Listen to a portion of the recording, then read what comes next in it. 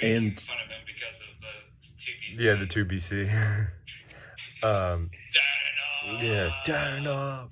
Darnoff. Badnov and Max, remember Tyler Ballsack. Tyler Ballsack, Boone Degenerate. But you need Howell to like Howell's another UFA. Like it's just this roster. It feels like is just crumbling apart. I mean, you say Malik, you don't want the Wild job.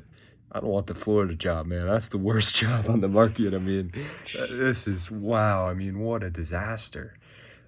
You still have Yandel too. I mean, he's like, I don't know, how old is he like now? 35. He's 33. He's 33. He's got 3 more years left. I mean, that's $6.3 million. That's gonna be a down. Yeah, that's gonna be another. That's gonna be another dead weight in You got a Stroman. year. As long as he's standing behind his own net and sulking, then he'll be fine. Yeah, I mean Strawman. I guess, and then you got the most overrated D man in the league, and Mackenzie Weegar. Just not a very good defenseman in my opinion. But anyways, let's move on to the series, which is with the Caps and the Islanders. Looking at this series, you expect the Caps to kind of dominate, just comparing the roster talent, and I think the Caps will win this in 6 games. What do you guys think? Carlson, where is he? And how is he healthy? Yeah. Because I feel like even with Carlson, I think it's going to be a very close series. And without him, the defense is just kind of lost. So let's assume he is in. I still think it's going to be a really close series. And this is the pessimistic Caps fan in me, even after the Caps bat the Islanders in 7. And I just feel like the way the Islanders play, they're just a bad matchup for the Caps. They don't do well with these kind of teams that they rely on the good goaltending and they just deny you just space to work with and quality chances. And I feel like in the coaching battle, I don't know, man. Trotz, I feel like it's kind of is Reardon going to be able to outcoach Trotz so much? I don't think so. Ted from The Office saying I feel like they're going to have to win. Yeah. I feel like they're going to have to win despite being outcoached. I dropped my chili. Yeah, Reardon is. Ovi, I dropped my chili. Oh, shit. I think, and also I wonder, with Reardon, depending on the result of the series, what they're going to do with him. If they're going to keep him around or not. Because, I mean, the Caps, I guess you could say it'd be harsh to fire him after 2 years, but it's I feel like there's just better options out there, like Gallant, yeah. Yeah, that'd be big. I'd say the Islanders in 7. I think it could really go either way. The Caps looked in the play-in. Siegenthaler looked terrible. And the big question is just going to be if Carlson's playing or not. Because without him, the Caps defense is solid when everyone's there, but it's pretty fragile when there's any sort of injury. I mean, when Kempny was out for half a year, it was a disaster. Yeah. So I think that it's going to be an interesting series to say the least. Yeah, I think I was talking about with Max, the weakness for the Islanders is a team that scores a lot. Because when they get down in a game, they don't have a chance. The one game Florida had a 2-goal lead, they lost. So anytime Islanders, and I talked about also, in the Kane series, when the Canes just would get out in front of them and they just have no chance in winning, just because they're not a team that wins, comes back from games. That's just not how they roll. The question is, first, are they going to be disciplined? Because if they get that many penalties, in this series with the Caps that they did with the Islanders, that Ovechkin power play can get pretty hot and they can score a lot of goals and they're really dangerous.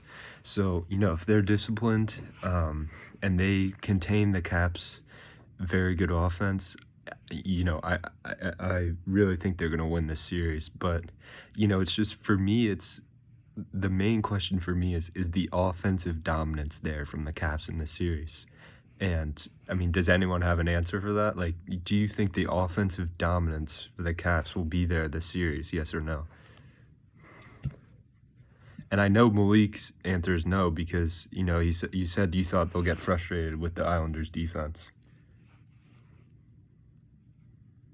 Yeah, I mean, Eller's out too. I don't know when Eller's going to be back. It's an issue. You want to answer, man? I mean, all the pieces are there on offense. Like, not too like from their Stanley Cup run, the main top six hasn't like changed. So if you're talking about their top six, like the pieces are still there. Like the remnants of that are still there. Not much has changed in the top six since that cup run. So it is tough to say. Like they could get frustrated by the Islanders defense, but I could say from experience, like at least if we're talking regular season experience between Rangers and Islanders, is that once you get them to crack, they really crack. So if the Caps can find a way to crack that defense, it's wide open for them to take that series.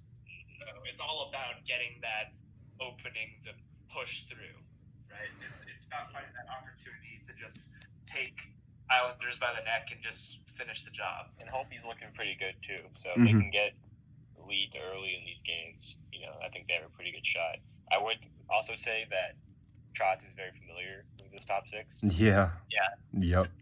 And that's a huge advantage. So that also, help doesn't hurt at all.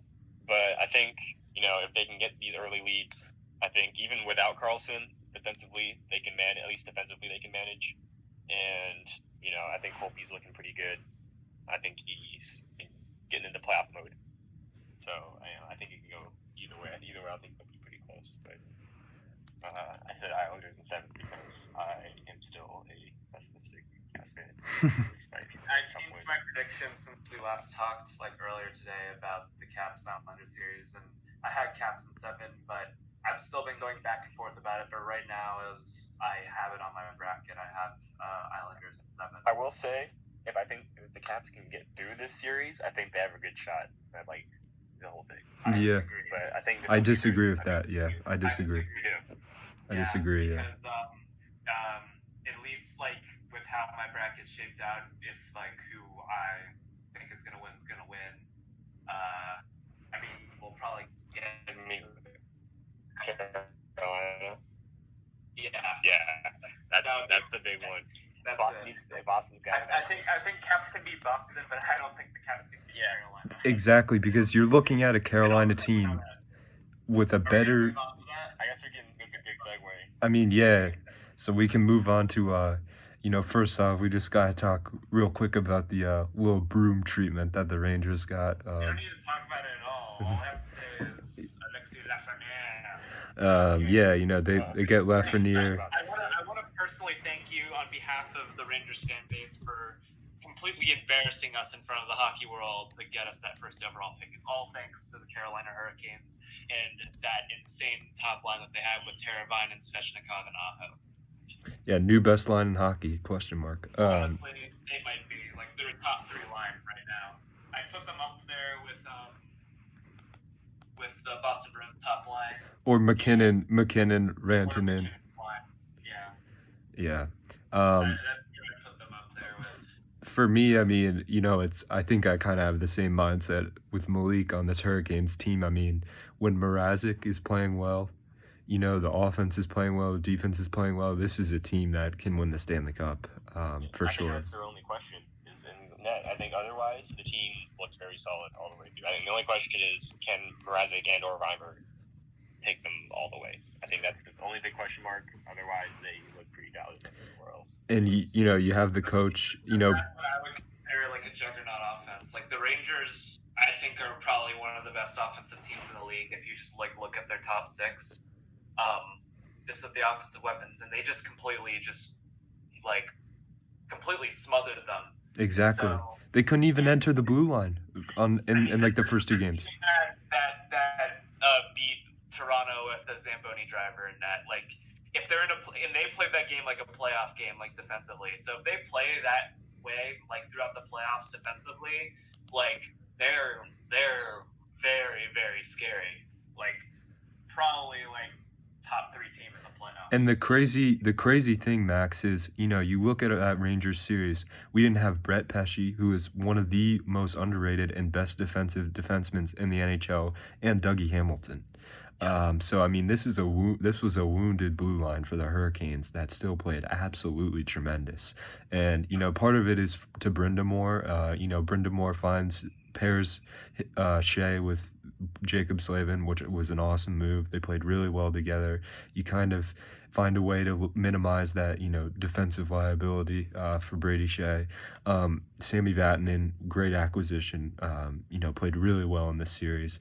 And I mean, like you were saying, Max, I mean this blue line. Anytime the first two games, basically, anytime the Rangers entered the zone, I mean they were just getting smothered. And it was just a fantastic play from this defense. And I mean, even like game one, like Mrazek didn't even need to play well. Like he had like some saves, but none of the shots on goal were quality shots, really. I mean, it was mostly, I think the first goal they scored was pretty good, but like the Mark Stahl slap shot, it was like whatever. All right, like that goes in, but it's like, he didn't even need to play that well just because the quality of shots just weren't there for the Rangers. And that's just because of how well this defense played. And then you move to the offense. You love to see, as a Canes fan, Andrei Shvechnikov just lighten it up in the playoffs. I mean, He's an absolute stud. Oh my god! Like you have like this. There's still a stereotype about these Russian players who come in that most of them are like high skilled guys who are kind of soft but like put up points and can get some production, but they're not like that physically like intimidating or hardworking and all that. And Svechnikov is the exact opposite. He's an absolute tank. Like he's like probably one of the most physical players on the Canes just from observation in the series, and he can put up points to boot and has insane chemistry with his line. He's just an all-around package that can probably be like one of the most underrated players in the league. As long as he doesn't get into another fight. So nice. Hey, Capster. I'd take some jabs, And then also, another positive thing for me. Another positive thing for me as a Canes fan is seeing this fourth line with Martinook, McGinn, and Ryan Dzingel, who will now be back in the lineup, playing really well. Martinook really physical this series, had a goal. Same with McGinn. Just a lot of production out of this fourth line, and that's something you love to see as a Canes fan because you need to have that depth to compete with Boston's depth. Moving over, actually, let's real quick, because I wanted to talk about this with Malik, you're the Rangers. Obviously, you get Lafreniere. What do you need to get to be a cup contender and to be to at least be a playoff team next year, Malik? Honestly, I mean, you look at it's just the blue line, and then their young guys have to keep trending in an upward trajectory. They can't, some of these, they're going to need some of these guys to take the next step. I think like Kako can certainly do it. Like Heedle, like those young guys, like the new like young core. Like Fox had a great season. Can he keep that up? I think if they can keep their trajectory going, I think it's just an addition or two here on the blue line and a bit of depth, and they can be pretty dangerous. The pieces are in place. Keep I think the Rangers. Hopefully, this isn't just like bias from being a Rangers fan, but I feel like the Rangers are like one or two pieces away from being a contender. A contender, yep, I agree with that. Not a cup contender, but like I agree with that. Yeah, they can be in the mix very quickly. They need to. I don't know.